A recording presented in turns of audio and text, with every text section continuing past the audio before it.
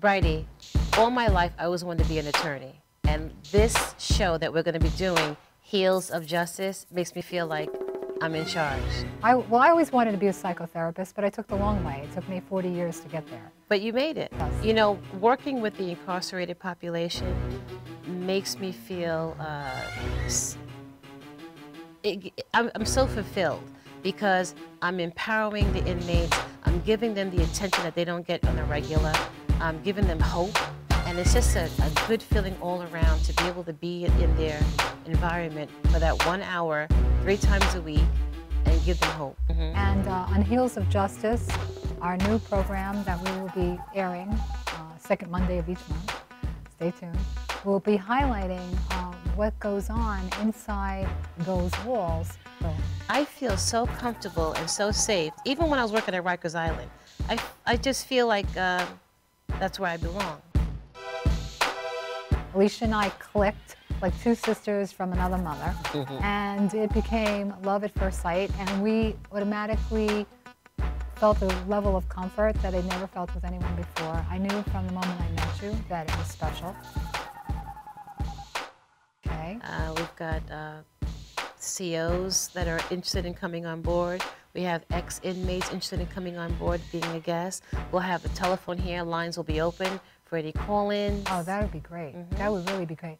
Because really what has to happen is there needs to be a change in our system today, in our incarceration system, and in our legal system in general, because from the time and the moment that our young people step out of the house, they're basically in danger of being sort of almost like taken from us.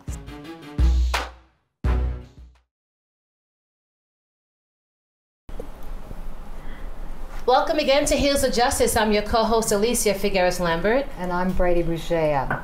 And we are very excited today to have Pastor Roy Kirton with us, who's the founder of Safe Harbor Mentoring Program. Welcome to the show, Pastor. Thank you. And Angela Sutphen, who's a volunteer for Safe Harbor. So welcome, both of you. Thank you. Pastor, I've known you for a very long time, and I'm just so impressed with the work that you have been doing for the inmates' aftercare. Do you want to tell us more about Safe Harbor? Yes, my involvement with the jails is about 25 years. We've been involved in that project, and I came as an individual volunteer, and then I saw how overwhelming the problem was. And in 2003, I developed an aftercare program that would help men and women. It wasn't initially aftercare, it was just helping them with their needs. And then we saw our focus should be aftercare because we wanted them to be able to re-enter normal life and to be acclimated. And so we became involved in job placement, various things like that, restoring families. We have Angela Sutphen here, who sings like an angel, and I heard her. Yes, she does. When I went to the Nassau County Jail. She had no guitar. She sung a cappella. And because of, I guess, my consistency of going into that program, she promised me that she would come to church. Not only did she come to church, but we had a complete restoration of her whole family. Her husband, her and her husband are now deacons in the church, and her children also attend the service. So that's one of our success stories. So, Reverend, when you say aftercare, can you tell us a little bit about Sure. what that means? Sure. Aftercare, when a person is in prison, it's really not rehabilitative. It's more penal, and people don't have computers. They don't know how to function. If somebody's been in prison 20 years, the whole world has changed. That's right. And when they get out, they hear a phone. Where's the phone coming from? Yes. They never saw a cell phone. They don't know how to get a ticket along on railroad. Don't know how to apply for a job. All of that stuff. So our focus is to mentor them as they come out. Actually, to meet them initially, hear their needs, and as they come out, they can seek our results. The percentage that we work with initially is nowhere compared to the ones we mentor, because we have a lot of inmates that have a lot of good talk, but when they get out, they don't follow through. But the ones that follow through, we walk them through, and we assist them, and we have 35 volunteers from various churches throughout Long Island. We work in Yaphank, Nassau, and Riverhead.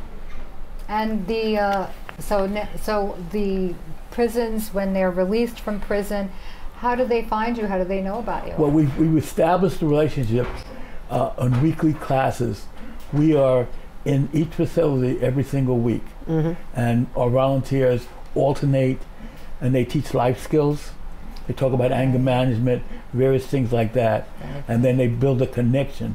And then after that, we do a one-year annual retreat under a tent in Riverhead, and that through all those connections, then they can connect with us when they come out of the facility. And how difficult is it for, well, someone that has come out of jail to reestablish themselves, especially if there's a felony? How does that happen? It's tremendous because, first of all, there's a mindset. In prison, it's survival of the fittest. When you come out, you have to learn how to deal with people. That's a huge mindset. And then when they come out, they really don't have a resume.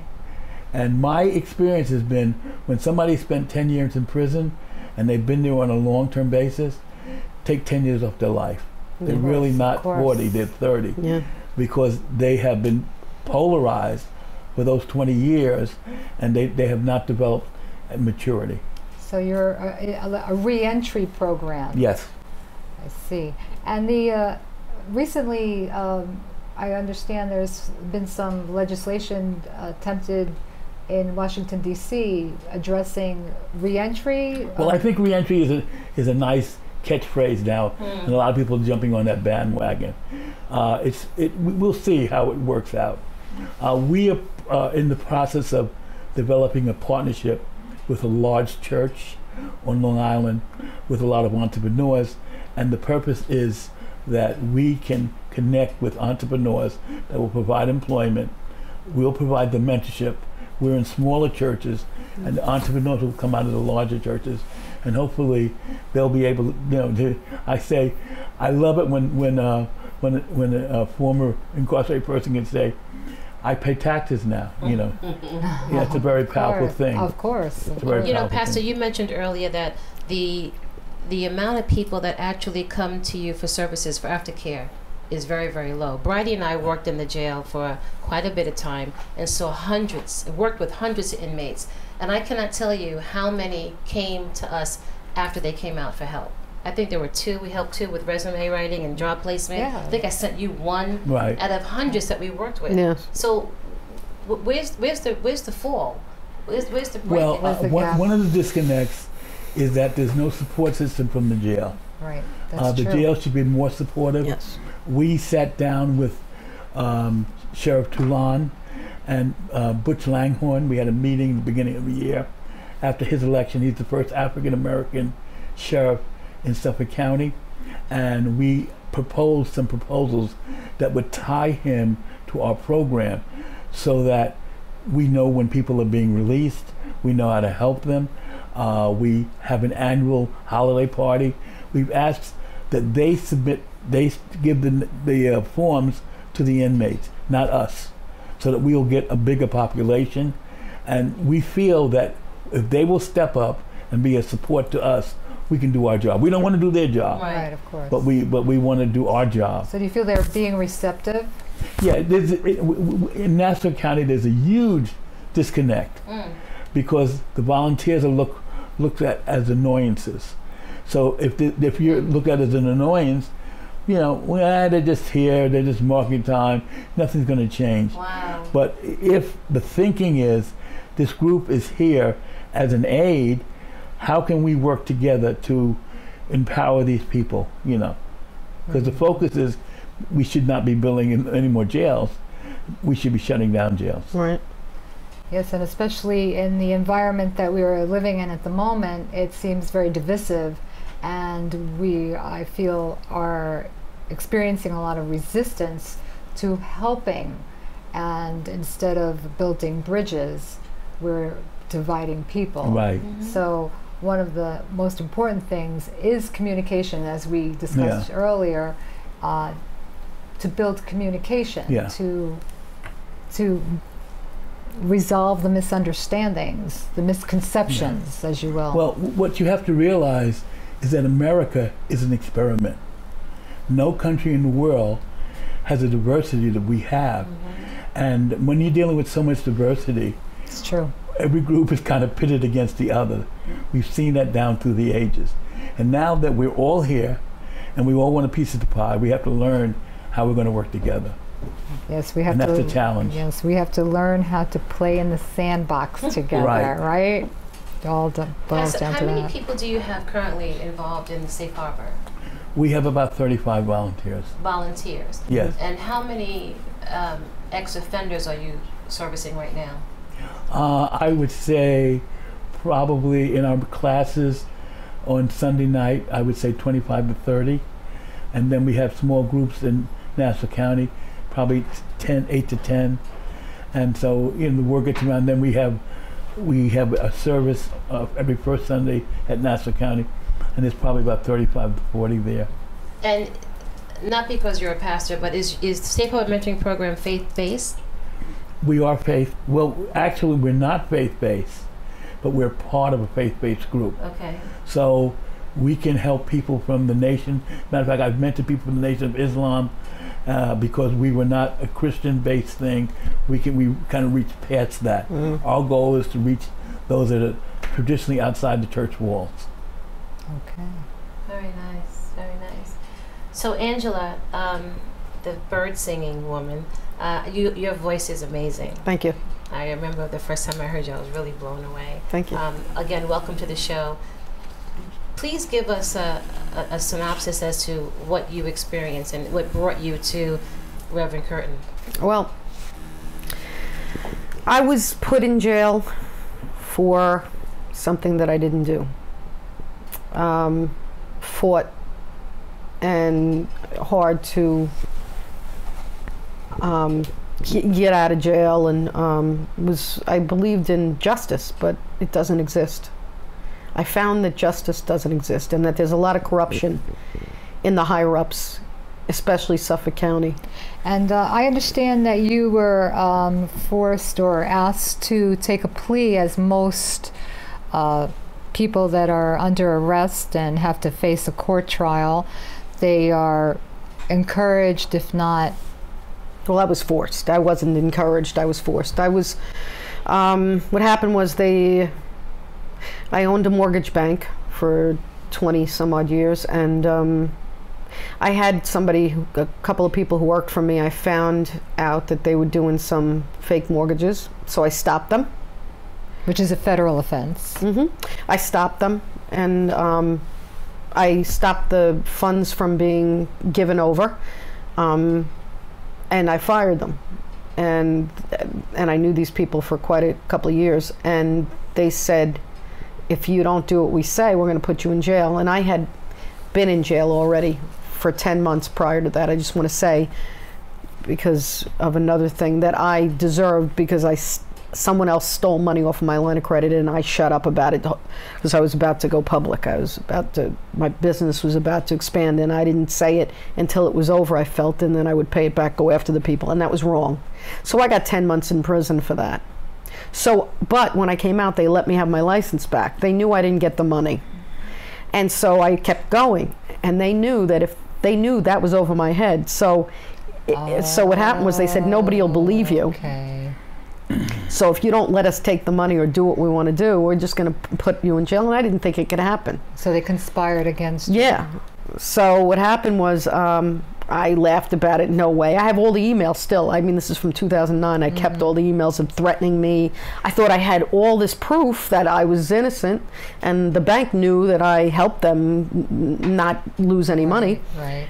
I thought, there's no way I'm going to go to jail, right? Well, sure enough, this detective named Kenneth Ripp went to one of the houses that we owned, my husband and I, and threw one of the tenants up against the wall.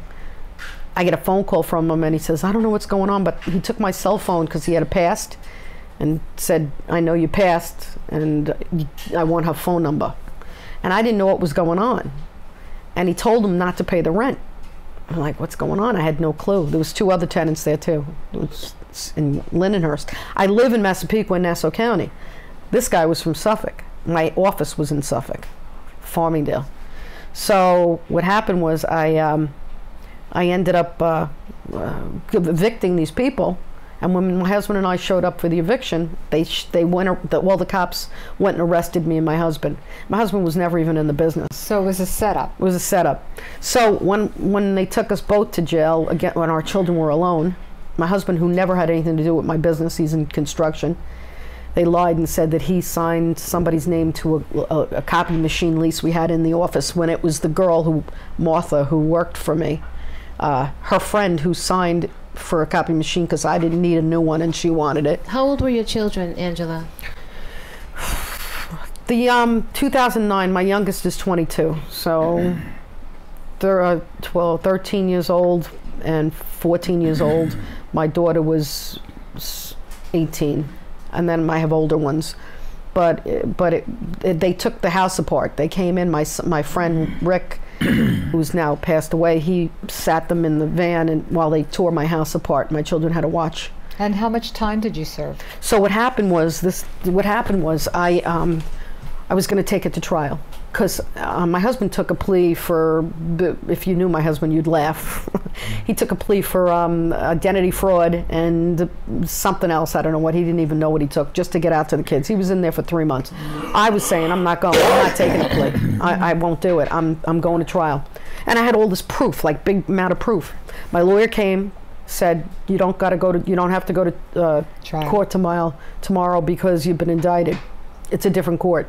So when they wake you up tomorrow, just tell them it's paperwork only. So that's what I did. And I was like the mother to the girls in there because they were very abusive in Suffolk County. Every other word is F. Every other word that's COs, they use the word F like as if it's every other word.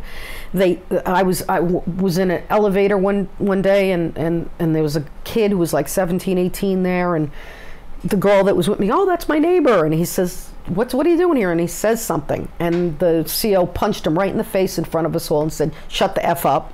It's only speak when you're spoken to. I watched a girl have, Cecilia, she was having major pains for 2 days, screaming, and I'm going, help her, help her. And they were laughing at her, and she ended up having a tubal pregnancy, and she lost her tube and the baby. There was another girl who was in there, and she couldn't breathe. She was having an attack and could not breathe, and she's screaming, please help me, and they were laughing at her. And so they were very, very, it was sickening how abusive, and I would stand up for these girls. So, because I was the oldest one there, and I was having Bible studies with them and trying to help these girls. That's because I was a troubled kid growing up. I have a heart for teenagers and stuff. So the cards were stacked against you. Yeah, so the next day, so when I went to wake up in the morning, they called out my name, and I said, paperwork only, like my lawyer said to.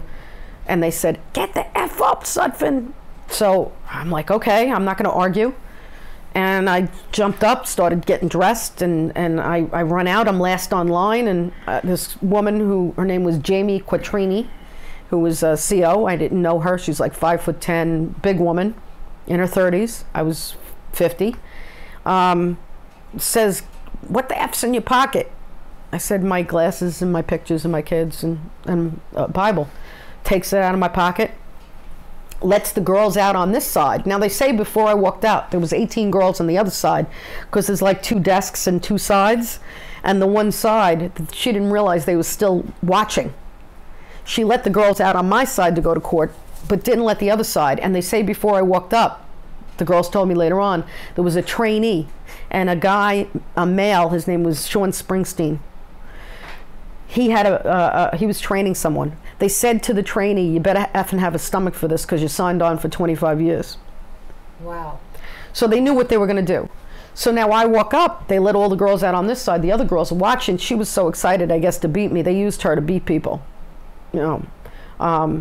And she takes it out of my pocket, puts it on the desk, takes my papers, and then punches me as hard as she can. And I go down on the ground. I'm 5'1", she was 5'10". So I go down on the ground, and the 2 men and her were beating the heck out of me, and I'm screaming and crying, and I'm going, what did I do? What did I do? And I'm screaming, and the girls are all crying. And she kept, and the guy opens the door, that's the sergeant, and he says, you better stop. He's laughing. You better stop. You hurry up with it. You're going to kill her. And then closes the door. And next thing you know, she says, "Move your effing hands away from your face," screaming the top of her lungs.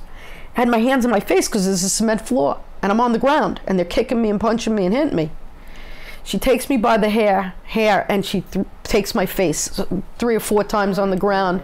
These are all fake teeth. And I broke my nose in 3 places. I was out for a minute or 2. Blood was everywhere. I lost 2 or 3 pints of blood. My neck is never going to be the same. My 5th and 6th disc beat me really bad, and then took me by my hair and dragged me up, laughing at me. If you would have effing stole $1 million from my line of credit, I would have, or signed my name to a line of credit, I would have put a bullet in your head. So they were told to do this. And then they brought me to the hospital for about an hour. They have a back door in Suffolk County. They have their own code to get into the hospital because they beat so many people that they don't want to be seen. So we go into that back door, and then they took x-rays. My nose was busted in like 3 places, still is. I can't breathe. My teeth were all busted out, and my neck was in bad shape. Blood, I was missing like 2 or 3 pints of blood. But they didn't let me stay there, and I wanted to call my husband and tell him what happened, but they wouldn't let me. And then they took me back, and they put me in solitary for 6.5 months. And they charged me with assault on an officer. Now, didn't your husband, in those 6.5 months, was he unable to contact you? Oh, no, he came. They had to let him in. But they wouldn't let me out for the hour I'm supposed to get and the half hour out of the cage.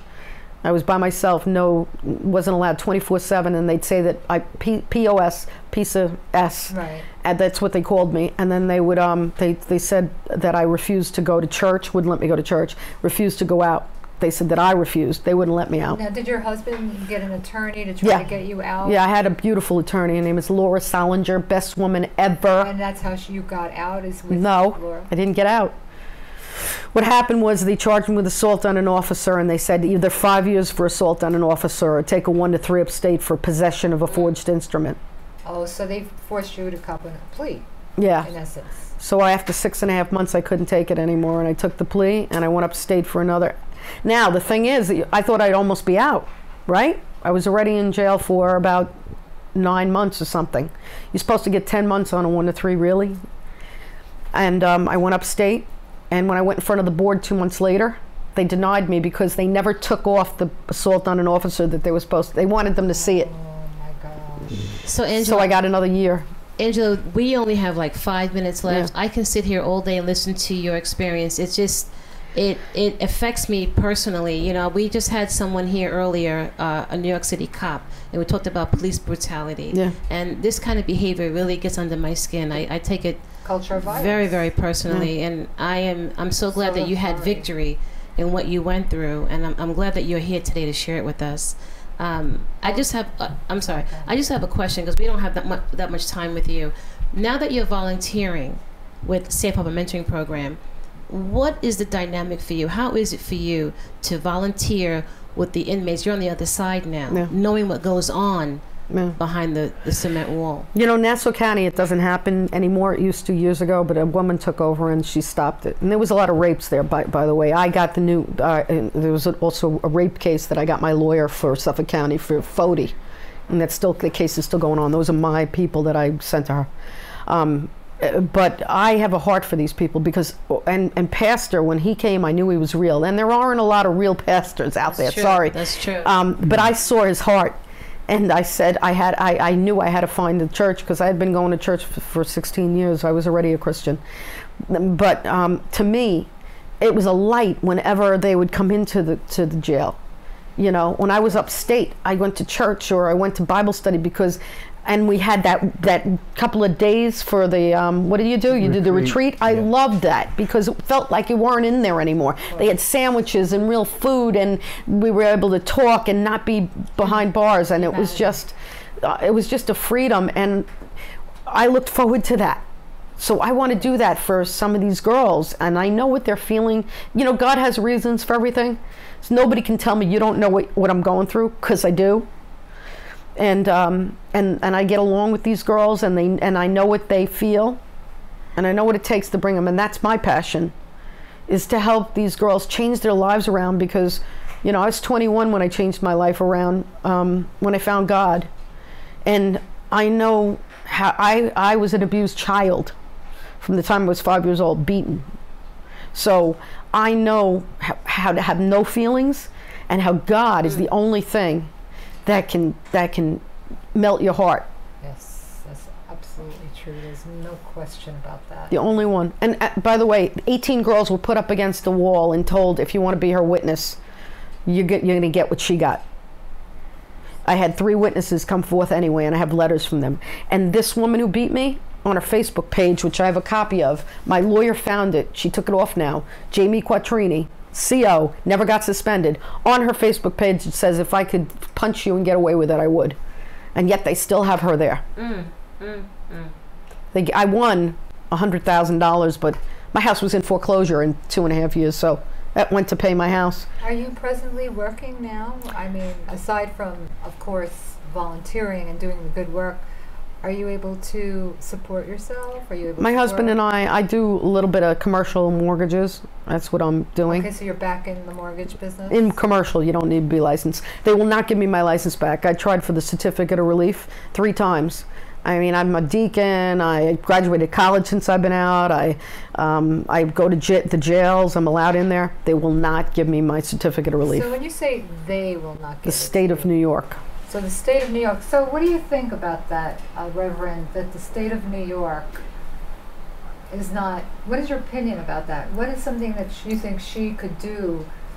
Well, we sent reference letters up, and she's not by herself. There are many people that are precluded from all kind of industries because it's like a scarlet letter, you know.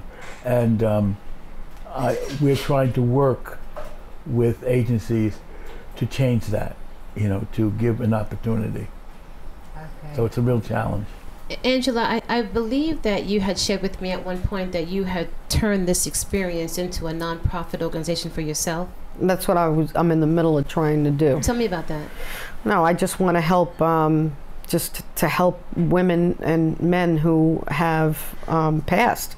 I you know, try to get jobs, and I wanted to help do that and teach them, you know, how to make money for themselves, how to make a living, and So sort of do job things. development and training, Right. manpower development or women power development. And as I well. invented a thing called, it's called Elect Services, Electronic Legal Educational Clinical Transcript That's what I want to Services. talk about, yes. Because when you go to jail, you got to have a high school diploma, and if you don't, you have to go to GED, and it takes months to get if you don't have someone bringing it to me like my husband did, to get your high school diploma or proof that you graduated high school.